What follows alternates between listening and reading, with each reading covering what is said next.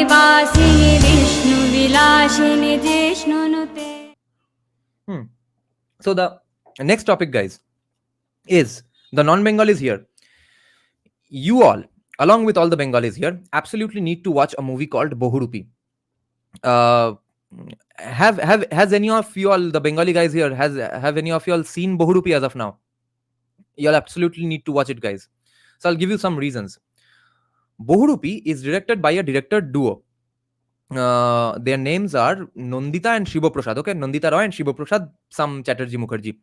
So Shiboprosad, when he first came to the scene, he was already celebrated as a very, very promising young actor. Then he got into directing pretty soon, and then he started directing movies with Nandita Roy and came up with pretty offbeat, different kinds of pretty good movies. Then he came up with Rakto Bij, which is probably the first movie that showed that, yes, that some Muslims can in fact be terrorists. It was based loosely on the life of Pranab Mukherjee. One of the songs in the movie was really a big hit. You all might have heard of it, even if you are not Bengali. It was called Nakku Nakkur. It was sung by Antara and Ankita Nandi of A.R. Rahman's Tamil film fame, and also Ailo Mabarite. So anyway, those two directors come up with this movie called Bohurupi. Now, Bohurupi is a distinct local West Bengal-based culture, folk tradition, where people in villages, specific people in that Bohurupi profession, of course, dress up in a particular way, depict different gods and goddesses or different imaginary characters. They come up with their own songs and dances, etc., and go from neighborhood to neighborhood, village to village, performing their little skits and performances that they come up with, and they give life lessons and stuff through their stories. Okay, now I was first intrigued by it because see, the kind of movies I've grown up watching, I watch one probably Bengali movie in every 2-3 years. I just find them not very advanced. The lack of subtlety and stuff, insanely bad dialogue writing, insanely bad dialogue mixing.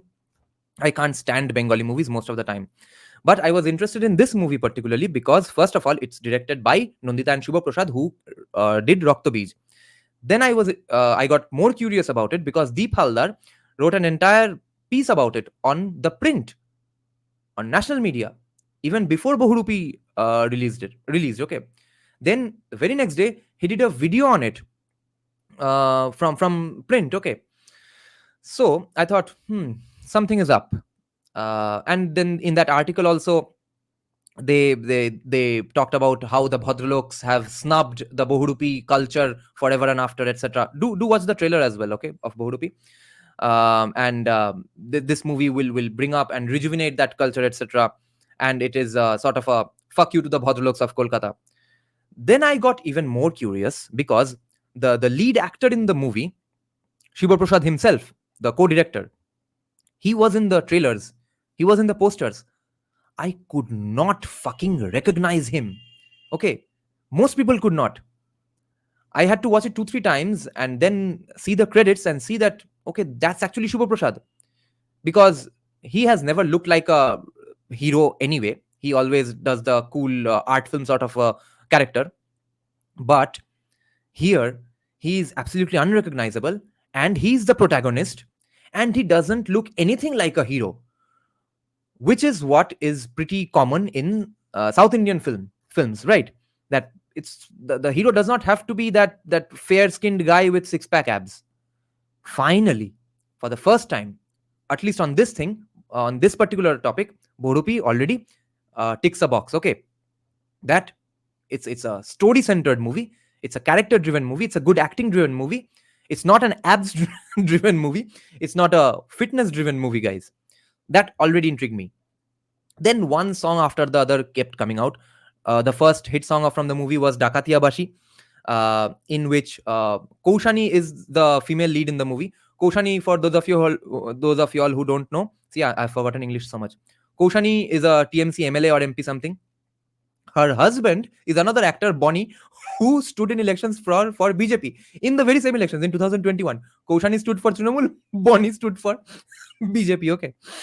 Then ED sent some guys after Bonnie only, not after Koushani. That's some insane stuff.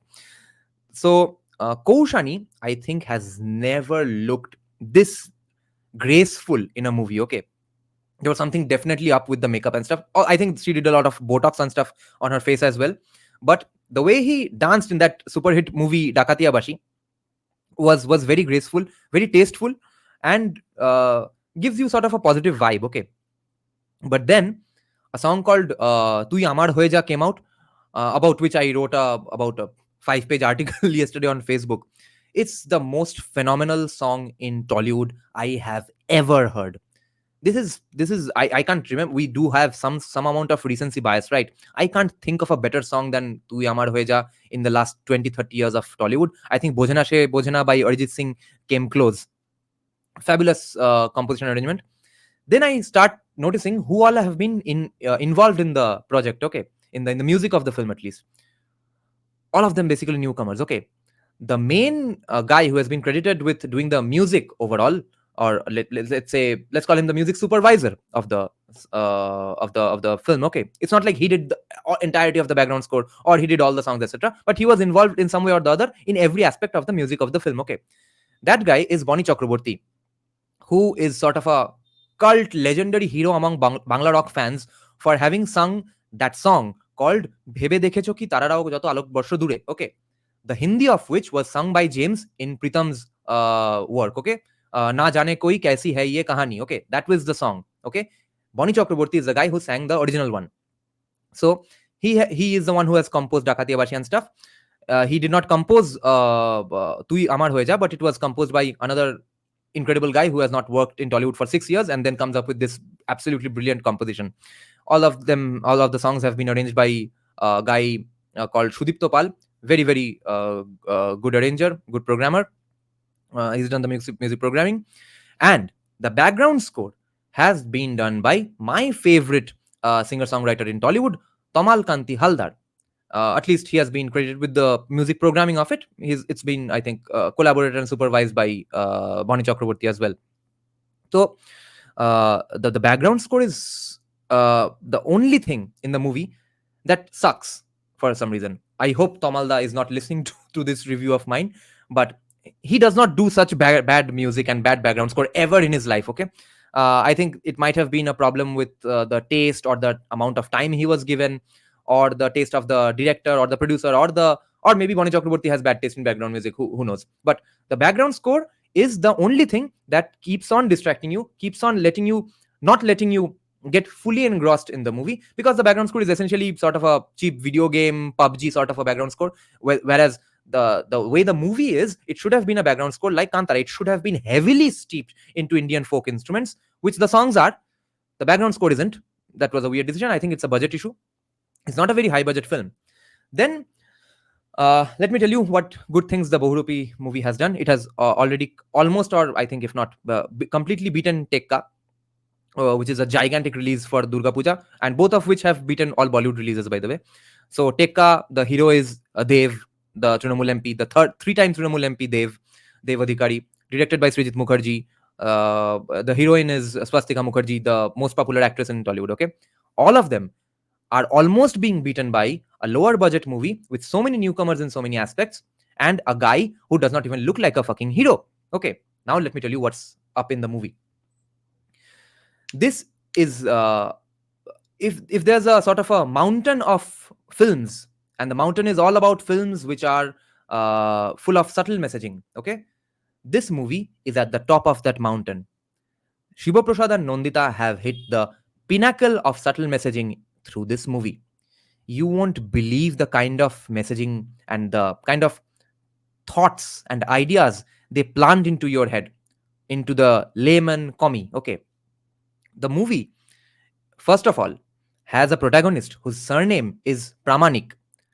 Okay, I think this is probably the first Bengali movie that I can think of which does not have a Brahman, Boidyo, or Kayasto protagonist. Okay, even though Shiva Prasad himself is uh, Brahmin, but he knows that, maybe unknowingly even, he probably does not check out our live streams, or has not probably read Shekhar Bandyopadhyay's work. He might have, but he has pointed out that let's go for some other surname. It's the villagers. And who are the poor people in the villages in Bengal? It's mostly non-Brahman Boidokayastha. So he goes for Pramanik. Then the look again is like an absolutely random lower middle class guy in West Bengal. Pronunciations are pretty much on point. The vibe, the acting, the expressions take you deep into the villages of Bengal. The at least, if not at least, the mafiosos of Bengal. You do get into that zone. Okay, you don't remember that you are sitting in a big movie theater inside a shopping mall. Okay, I watched it in South City. I did not feel that way. I was steeped into it. I would get even more steeped into it if it had more budget for the background score and it was like a background score like Kantara. I would argue at least this that this is the Kantara of Tollywood. Okay, it's nowhere near as good as Kantara, but compared to the rest of Tollywood, this is fucking Kantara. This is our answer to Kantara. Okay, take it for what you will. Then the movie starts by showing how corrupt the government is. Okay, and a dialogue that keeps on coming back in the movie is that it's the government who is the biggest thief. So as a libertarian, I felt absolutely overjoyed with that sentence repeatedly in the movie. But their masterstroke was an insane masterstroke. The movie starts with in a flashback scenario. They are depicting the era of CPIM's rule, but they show one after the other crimes which were being apparently done in the CPIM era, which are done in the exact same ways, if not more brutally, today under Trinamool's rule. Okay, so no one can say that you were showing Trinamool in bad light, and no one can say that you are being one-sided, unfair, and stuff. He's just showing it's the government that's the culprit. And see, we're not even talking about modern times of West Bengal. We're not giving any subtle messaging about you need to wake up and awaken your Kshatriya spirit and throw away these governments, etc. It's not a political movie. It's a fun, interesting crime thriller. But it's the government who is the culprit, and see what they were doing in the past years. Now, what's their second masterstroke in this one action itself? Such vehement criticism of CPIM.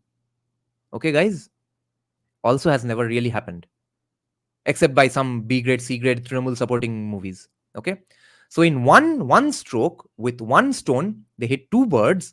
One is they show how bad CPIM was, and they fucking equate it with today's government, and they get away with it. No one's making any protests about it. No one's bothered about it. Of course, at the moment, Trinamool does not have any leg to stand on, so they can't really attack the movie.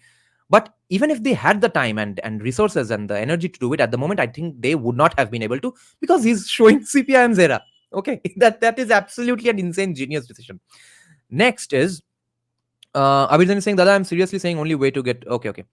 So next, another insane thing that he does is anytime there is an occasion for some sort of a gigantic political dialogue or social message, okay, they just touch upon it and immediately move on. Okay, because they have faith in their story. They are not woke idiots who are making a movie, right? So I'll give you two examples. One is when they're mentioning that, see, Bohurupis have had such a tough life. They just say one sentence about it. They say, what have these Bhadraloks done for Bohurupis? Okay, and then they move on. The character doesn't says something else. Okay, they don't make another 15 minutes on that fucking point. That yes, rest of the story aside, we are now just going to discuss the tough life that Bohurupis have faced, which is the mistake idiot woke directors do these days. Okay, all of a sudden in a movie about superheroes, I'm supposed to learn about patriarchy. No, that's not what Shiboprosad and Nandita do. Then another masterstroke.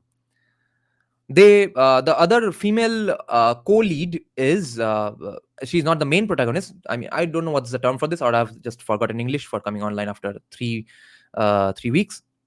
Is Rita Bhuri Chakraborty, who has put on a lot of weight for the character maybe, but she has been shown as someone suffering from bipolarity disorder. Okay, so the moment they said, the therapist said to Rita Bhuri's husband, played by Abir Chatterjee, that your wife has bipolarity, I thought, okay, is this movie now going to do a lot of virtue signaling about the insane troubles of and the unspoken troubles of mental health? Because I know the way Rita Bhuri's character has been shown there, if someone does suffer from bipolarity and then they reach the point that Rita Bori's character has reached, then there's nothing you can do about it. Then yes, then absolutely anything the therapist says you must do. There's no fucking way you can come back from it without a therapist's help in the situation that Rita Bori has been depicted. Okay, but uh, how she got to that point, there of course we have I have a lot of disagreements with the mental health mafia. But anyway, Shiboprosad and Nandita, the directors, don't do any of that. They show Rita Bori as someone who is making her husband's life hell. This is insane. I never expected this. I don't think anyone in Bollywood is going to do this today, guys. If there's any mention of mental health today in Bollywood, they are going to only talk about how society, people, their parents judge them and don't understand them. Fair enough. Maybe that's how Rita Bori ended up that way. And they'll end up making the movie about that for at least 15-20 minutes. They don't even do that. Okay, Rita Bori has absolutely been shown as an annoying wife, and then her husband Abir Chatterjee has been shown in a glorified position, that even after all this, he is so much in love with his wife that he still manages to find a way to stick with her. Okay, so bipolarity 0, husband 1. Okay, now next, another chance that they get for social message, they not only use it for just one sentence, they in fact use it in favor of the man. Again, these things are fucking unheard of in Tollywood. Okay, you won't believe it. So the context is that Rita Bori was married off to Abir without informing Abir. It was an arranged marriage, since it's describing 90s West Bengal. Abir was not told that she has mental disorders. Okay, so now Rita Bori's mother, Abir's mother-in-law, is coming to live with them, and at one point Rita Bori's mother blames Abir for this. Okay, and says that, see, you have such a busy lifestyle, since Abir is a police officer, by the way. Okay, so since you have such a busy lifestyle, you there's no schedule when you come in and when you go out and stuff. That's affecting my daughter even more, and that's why she's becoming crazier. So at that point, Abir finally cracks and says that no, she is crazy today because of the way y'all brought her up. Okay, if you don't think she's crazy, why did you even hide it from me? Okay, and then he says, stop having these backdated ideas that just because a man is busy with his work, he's cheating on his wife. Okay, and then moves on. This is a dialogue I never thought I would have heard from Tollywood in the next 150 years. And Shiboprosad and Nandita have done even that. This is unbelievable. Now, their depiction of Muslims in the story, there is some, I think, significant subtle messaging. There are two Muslims depicted in the entire story. One of them, both of them are career criminals. One of them is a someone who has gotten imprisoned for his entire lifetime in Alipur Central Jail for robbing banks, but he is sort of a mentor to the lead actor, to the lead protagonist. Okay, the other guy has a small dialogue, but in that dialogue he says, what's his next plan for? He's also a thief. Okay, his next plan is that he will steal some Hindu in some Hindu mandir. So someone in the audience, some leftist in the audience might think that, what, Shiboprosad and Nandita ended up making an Islamophobic movie. One guy is a lifer, although he's sort of a good, friendly elder brother to the protagonist who is Hindu. But then this other guy is also a thief and is planning to steal idols from Hindu temples. What the fuck is going on? I'm going to accuse this movie of Islamophobia. But then in the very next scene, the plan shown is that he the protagonist Pramanik, he also decides to rob a Hindu temple. Okay, then this might sort of put some water in the fiery heart of a leftist, that okay, he's showing the Hindu guy also trying to rob a Hindu temple. But then we are shown that he was actually planning to not rob the temple. He was actually planning to invite Abir in a fierce face-off and challenge sort of a situation. Okay, some manosphere content, guys. yes, that's what's going on here. So see, these are the insane things, unheard of before things in Tollywood that this movie achieves. Okay, and more importantly, it gives you a very, very village, sort of a village centered vibe.